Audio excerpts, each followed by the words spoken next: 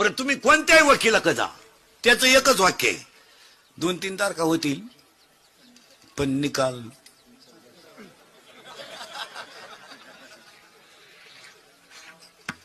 निकाल होईल. थोडा त्रास बर का, तशी कागदपत्र केली मी.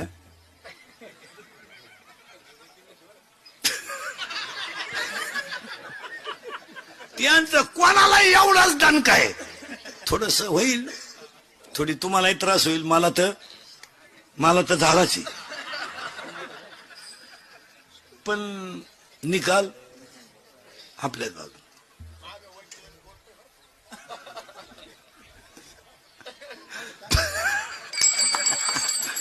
फार खेळ झाला महाराज, खेळ.